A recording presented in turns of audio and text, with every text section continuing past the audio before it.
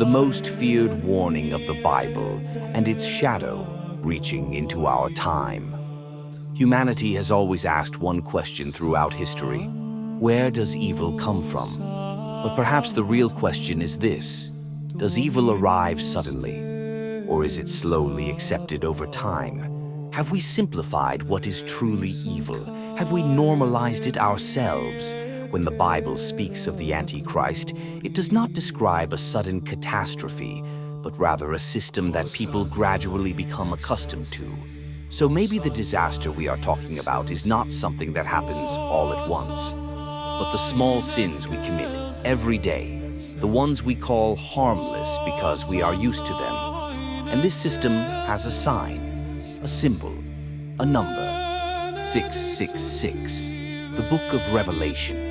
The Book of Revelation is the most misunderstood part of the Bible because it speaks in symbols. This book is a book of prophecy, a book of warning, and also a call to resistance. The first Christians were not afraid when they read it because the message was clear to them. They understood what it meant. The message was simple: the system will act like God, but it is not God.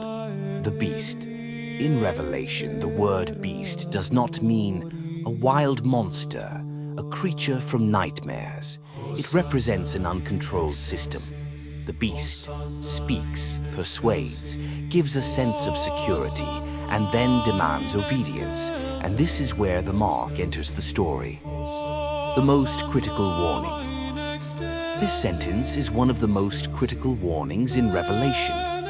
Yet most people do not even realize it. But know this: you are valuable to God because this video appeared in front of you and you are still watching. Faith becomes connected to the economy. Obedience becomes a condition for survival. This means one thing: faith is no longer a matter of conscience, but a matter of livelihood. At no point in history has the economic system been this central. The meaning of 666. In the Bible, the number 7 represents divine completeness. The number 6 represents imperfection. 666 is imperfection exalted 3 times. In other words, humanity wants to become God, but cannot, yet refuses to stop trying. That is why the Antichrist does not resemble God, but takes God's place. The promise of the Antichrist's system. The system of the Antichrist promises security, order, prosperity, peace. But there is a price: no questioning, no resistance, absolute conformity. And at this point, the Bible warns us clearly: true peace does not come through force. False messiahs. When Jesus described the Antichrist, he gave a clear warning, and he told us to pay close attention. Many will come saying, "I am the Messiah." But notice this: the Antichrist does not say, "I am evil." Instead, he says, "I am the solution." The mark, forehead and hand. In the Bible, the forehead represents identity. It shows who you belong to. God's people are sealed on their foreheads. The followers of the Antichrist are marked as well. So the issue is not the body, it is loyalty.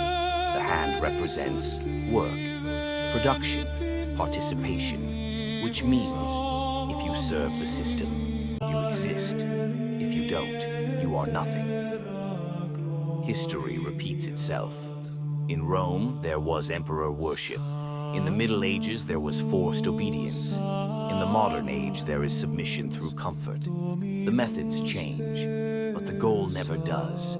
The modern human mindset. The modern person says, "Don't disturb me, just make things easier." And this is exactly where the danger begins. Because the Antichrist does not take by force, persuades conditions, normalizes how faith is tested. According to the Bible, faith is tested, not in times of comfort, but in times of hardship. Anyone can believe when they are free, but when belief has a cost, not everyone finds it easy.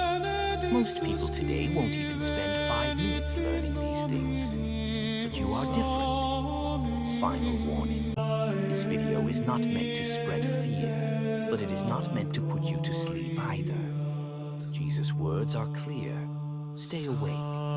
If the mark of the Antichrist ever appears, people will say we're already used to this. And perhaps that is the most frightening part of all. Closing message. This topic has been silenced.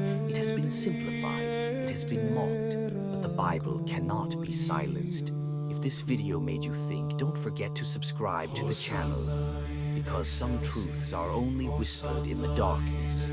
And I promise everyone who follows me this, I will share everything I know. May God protect you.